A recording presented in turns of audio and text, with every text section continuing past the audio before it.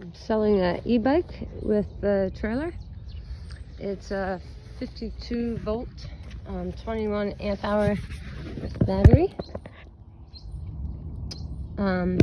With the motor is a Grin G-Mac motor, so full axle coming through, and the electrical comes out on this side, and it actually comes out underneath instead of through the axle. So axle there. I've got an attachment here for the trailer. This just pulls back and pops off, and it's a socket joint. Can also go on a quick release. Just unscrew that and put it on the quick release bike if you want to change bikes. It goes in and out there. Kickstand. Can unplug the motor here. It's got the sensor, pedal sensor. So this will go red every time it passes, with magnets in here. Has a lock which comes off and is held there. You can take the battery off with the key, and all the cable routing is accessible. And front wheel is normal, just have a few reflectors on there. It's the Big Bend Plus. If you've had a shock before, you know they die pretty quickly, so the suspension is just having a fat tire. Fenders, full fenders, added a bit here at the bottom, cover the splash, and full fender over here as well. It's got a rear light that's always on.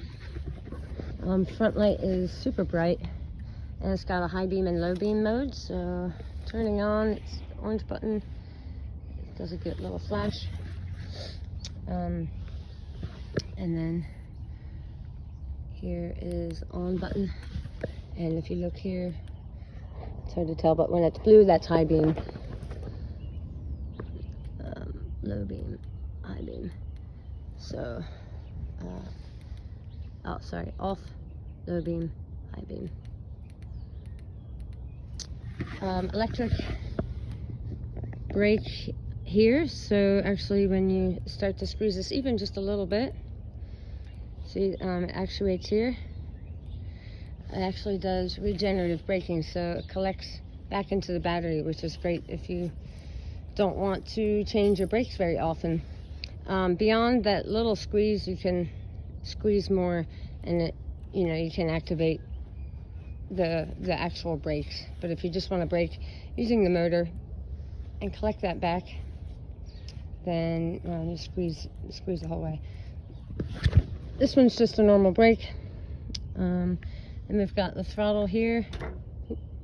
And this is the display. So it's a cycle analyst.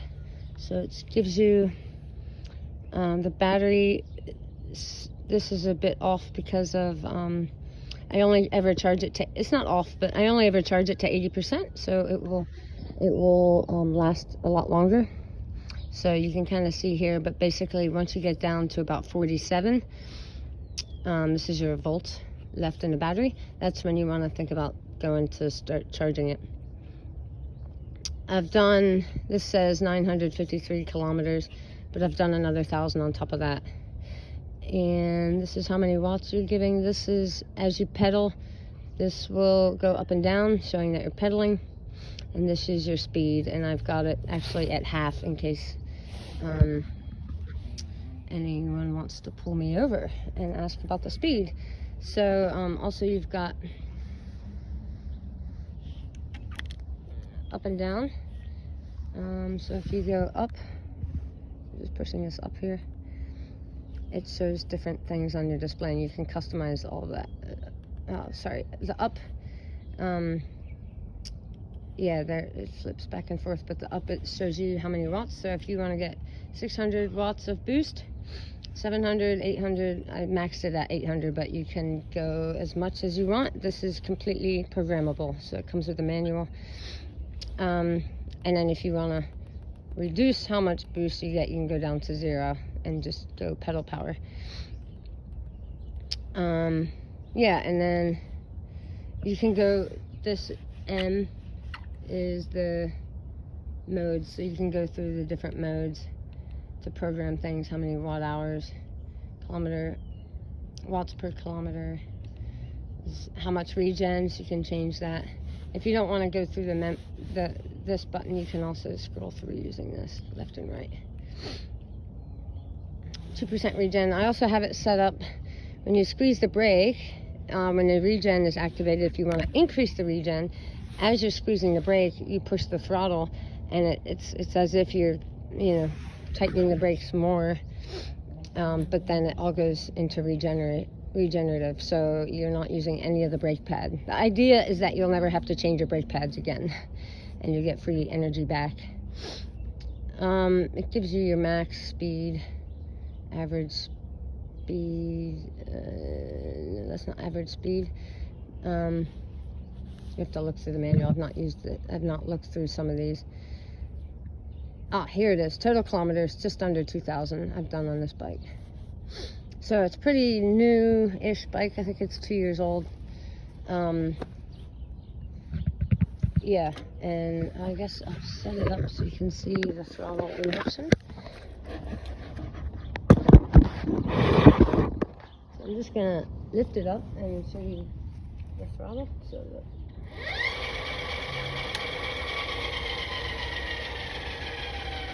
And then regen, you see it collects the energy back.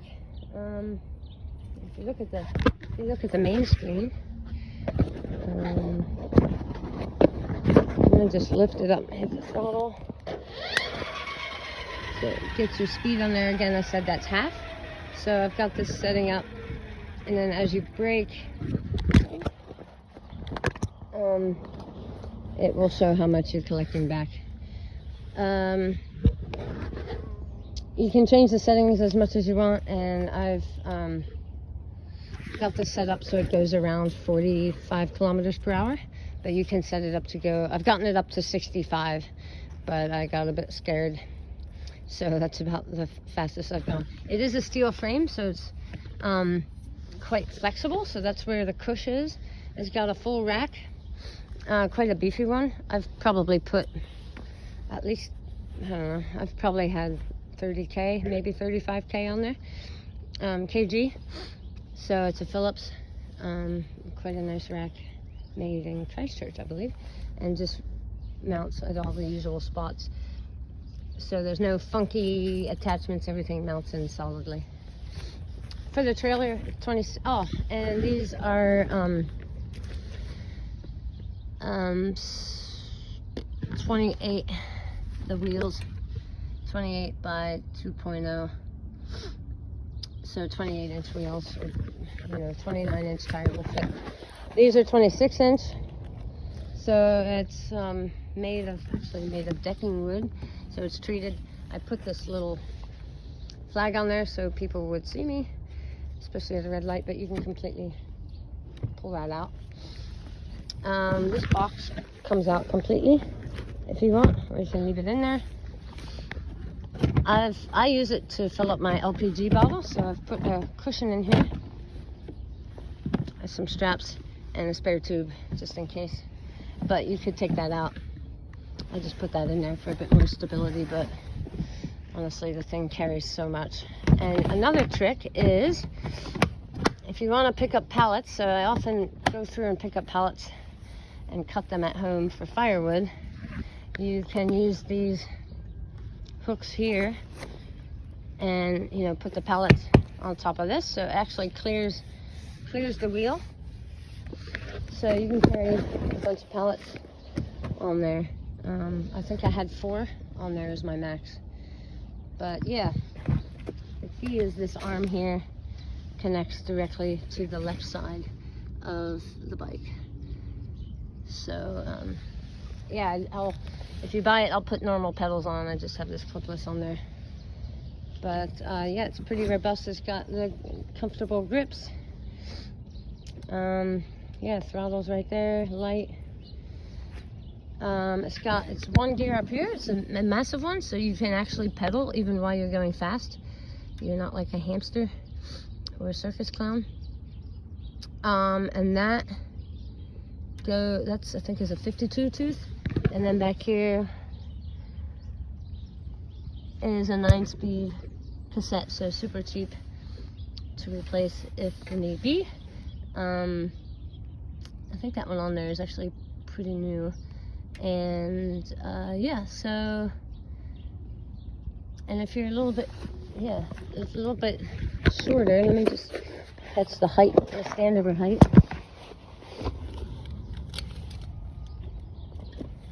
It's a medium frame. Standover height is roughly